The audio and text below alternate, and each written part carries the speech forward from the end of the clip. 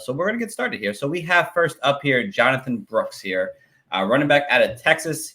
Had himself a pretty good junior season here. Really good running back overall. Tyler, I'll let you start us off here. Tell us about Jonathan Brooks. Is he someone that you have as a top 1, top 2 prospect in this draft for running backs? Yeah, so Jonathan Brooks, as of right now, is my RB1 in the class. Obviously, draft capital can move those things around, but he was possibly the most intriguing running back prospect that we had coming into the year. Not a giant name that you heard about a lot before this year. Redshirted his freshman year, sitting behind Bijan Robinson, Roschon Johnson. So, he sat there, he waited his turn. Sadly, did tear his ACL in mid-November, but the average timetable, I want to say, is 9 to 12 months on a torn ACL. They seem to be becoming more common. The medicine seems to be catching up with how common they are becoming. So if we put a 9-month tag on him coming back, that puts him back right in the middle of the preseason. So he might miss, or he most likely will miss OTAs, will miss the beginning of training camps. But this is a running back that just checked all the boxes. He did everything well. In 10 games, we have just over 1,100 yards. So we're averaging, about 110 yards a game, had 10 touchdowns on the ground, showed the ability to, catch some balls out of the backfield, just kind of what we're looking at as the most complete back in this draft. He's still not a back that I'm chasing with the allure of like a Bijan Robinson, thinking he's, the second coming of that coming out of Texas. But I have him down as my RB1.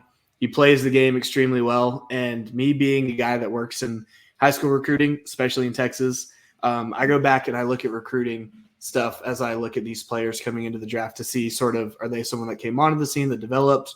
Are they someone that has always been this guy and just will continue to be that guy? And Jonathan Brooks was a 4-star prospect coming out of high school.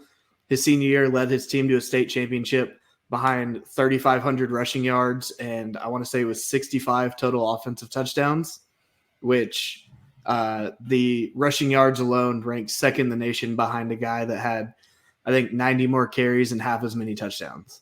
So, this guy's a baller in the backfield, and he's young, right? He's not extremely old. He hasn't been in college too long. He's coming out after his sophomore redshirt year. So I want to say he's going to be 21 at the time of the draft. Sure is. So we're getting, at worst, if he comes back and he's the same Jonathan Brooks he was, you might have to wait a year to get the full Jonathan Brooks experience.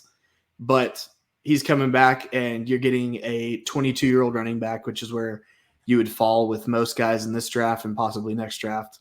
But you're getting that 22-year-old, a year removed from that torn ACL surgery, coming back and getting a year of at least coming up to speed a little bit in the league, but also the most complete back that I'm seeing in this class. So I have Jonathan Brooks as my RB1. I think he's the guy. And if the torn ACL doesn't scare you off, which I personally don't think it should, if the draft capital matches how he's ranked to everyone, basically in the NFL world, as I've seen big boards and seen how different media outlets have ranked him, I think that he's going to be possibly the best running back you could pull out of this draft.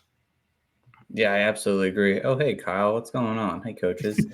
So I'm a little upset because, I was going to play some videos in the background while we talk. So you guys can kind of see him on the field. But then I realized the videos I'm going to show you are based off of Dynasty Nerds. And I would not want to use their logo on one of our podcasts because I didn't get permission to do so. So I feel a little bad on that. But yes, Tyler, that is 100% correct. Jonathan Brooks is my RB1 in this class too. I like Jonathan Taylor so much. I want to talk about him too. But Jonathan Brooks is someone I really do like. Yeah, right. He's going to be a very young prospect. Yeah, he's someone that I think he needs to land in the right situation in year one to make immediate impact. If not, you're looking at definitely year two, like Tyler said there. Definitely one of the most complete backs in this class here. I had very negative things about him. I mean, one of his big negative things was the injury. And if that's one of your biggest issues, for the most part, you're a really good running back overall. I'm not overly concerned. I do like that he doesn't have a lot of tread on his tires coming out of college here. He's got one season as production, which some people might be scared off of that. But again, if you've seen who was there the last few years, it's kind of hard to make an immediate impact there in Texas the last few seasons there. So Brooks got his opportunity and took full advantage of it. Someone who has the long speed, someone who showed ability as a pass catcher this coming season here. Everything that I've been reading about him and his ACL injuries, that is progressing well. I mean, obviously not going to say anything bad, but it's working well. And I think that he will probably end up as a late second round pick in the NFL draft this year. And if he lands in the right situation, he's probably going to be an early second round pick in rookie drafts. I'm really excited to see exactly what team he does go to, because one of those teams that might be in that rebuild mode might get themselves a really good running back to upstart their rebuild in 2025 here. Again, complete back. There's no issues with him too much. I mean, besides a strength thing, he could be a little more sturdy in that sense.